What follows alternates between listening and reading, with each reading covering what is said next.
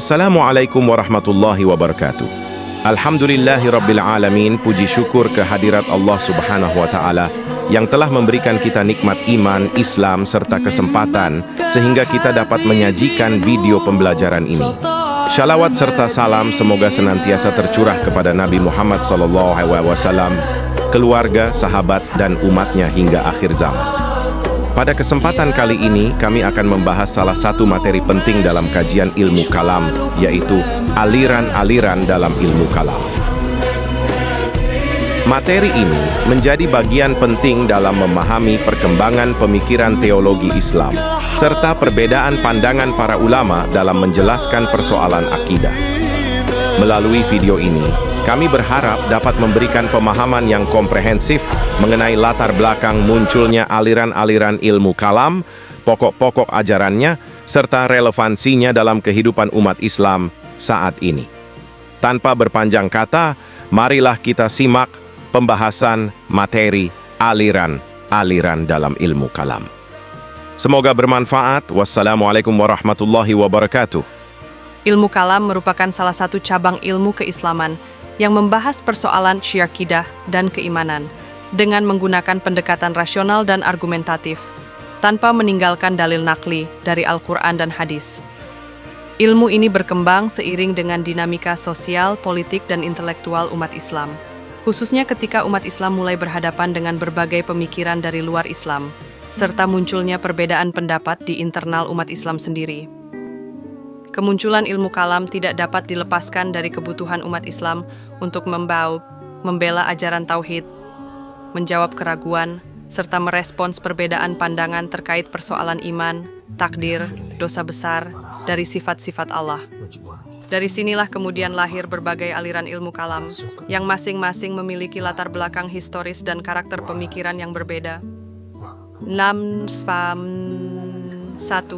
Aliran Khawarij. Aliran Khawarij merupakan aliran teologis paling awal dalam sejarah Islam. Aliran ini muncul pada masa pemerintahan Khalifah Ali bin Abi Thalib, tepatnya setelah peristiwa Tahkim, arbitrase, antara pihak Ali dan Muawiyah dalam konflik politik. Kelompok Khawarij menolak keputusan Tahkim karena mereka beranggapan bahwa hukum hanya milik Allah, bukan manusia.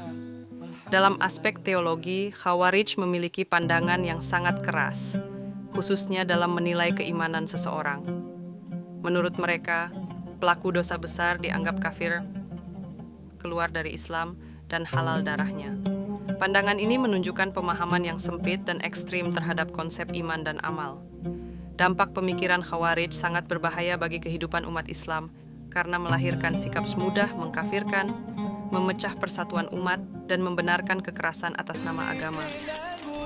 Dalam konteks kekinian, pola pikir Khawarij sering disamakan dengan paham radikalisme dan ekstremisme yang masih muncul di tengah masyarakat.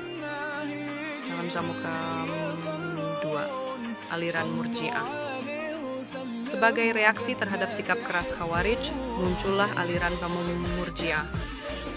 Kata irja berarti menunda atau menyerahkan. Murji'ah berpendapat bahwa penilaian terhadap pelaku dosa besar ditangguhkan hingga hari kiamat dan sepenuhnya diserahkan kepada Allah Subhanahu wa taala. Menurut Murji'ah, iman cukup dengan keyakinan dalam hati dan pengakuan dengan lisan, sedangkan amal perbuatan tidak mempengaruhi status keimanan seseorang. Oleh karena itu, pelaku dosa besar tetap dianggap sebagai mukmin. Pandangan Murji'ah memberikan dampak positif dalam menjaga persatuan umat, karena tidak mudah mengkafirkan sesama muslim. Namun, jika dipahami secara ekstrim, ajaran Murji'ah dapat menimbulkan sikap dan meremehkan amal dan tanggung jawab moral naum, karena seolah-olah perbuatan dosa tidak berpengaruh terhadap keimanan. Aliran 3. Aliran Mu'tazilah. Mu'tazilah merupakan aliran ilmu kalam yang sangat menekankan peran akal dalam memahami ajaran Islam. Aliran ini muncul pada abad kedua Hijriah dan berkembang pesat pada masa dinasti Abbasiyah. Mu'tazilah memiliki 5 prinsip utama yang dikenal dengan al-ushul al-khamsah, yaitu 1. Tauhid, menafikan sifat-sifat Allah yang menyerupai makhluk. 2. Al-adl, keadilan Tuhan, menegaskan bahwa Allah tidak mungkin berbuat zalim. 3. Al-Wa'd wa Al-Wa'id.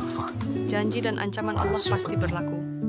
4. Al-Manzilah baina al-manzilatain. Pelaku dosa besar berada di posisi antara mukmin dan kafir. 5. Amar ma'ruf nahi mungkar. Mu'tazilah berpendapat bahwa akal manusia mampu mengetahui baik dan buruk tanpa wahyu.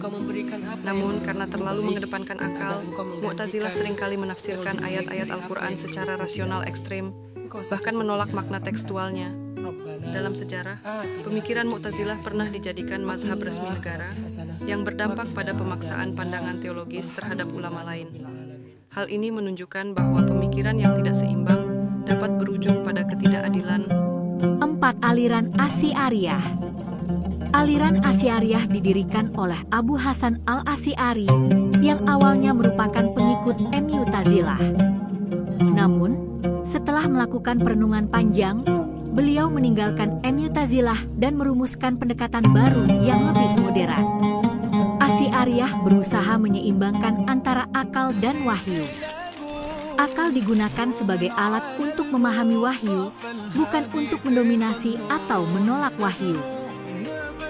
Dalam pandangan Asy'ariyah, iman terdiri dari pembenaran dalam hati, dan amal merupakan penyempurna iman.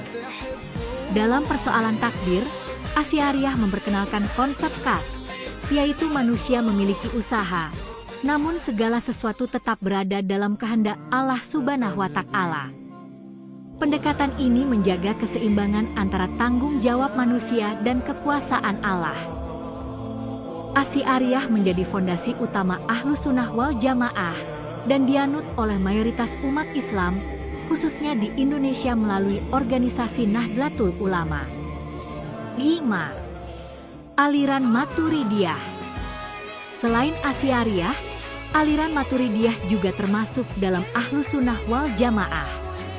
Aliran ini didirikan oleh Abu Mansur al-Maturidi.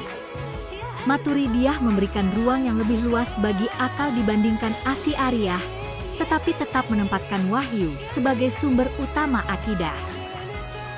Maturidiyah berpendapat bahwa akal dapat mengetahui keberadaan Tuhan dan nilai kebaikan secara umum, namun wahyu tetap diperlukan untuk menjelaskan secara rinci kewajiban dan hukum syariat.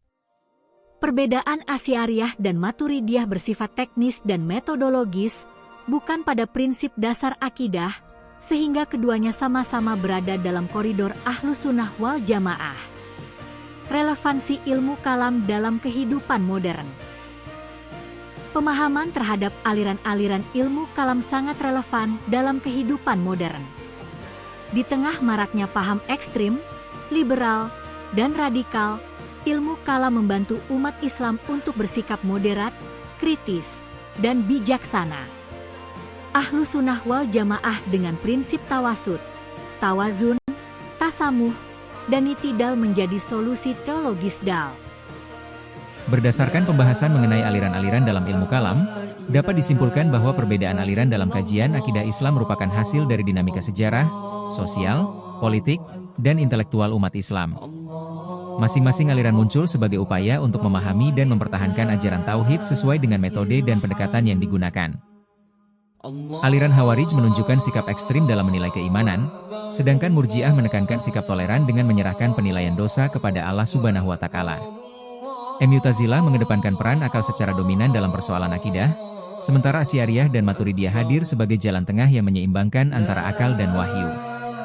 Dalam konteks Ahlus Sunnah wal Jamaah, pemahaman ilmu kalam diarahkan pada sikap moderat, adil, dan toleran. Nilai-nilai tawasud, moderat, tawazun, seimbang, tasamuh, toleran, dan itidal, adil, menjadi landasan penting dalam menjaga keutuhan akidah sekaligus keharmonisan kehidupan bermasyarakat. Oleh karena itu, mempelajari ilmu kalam tidak hanya memperkuat keimanan, tetapi juga membentuk sikap keberagamaan yang bijaksana dan bertanggung jawab.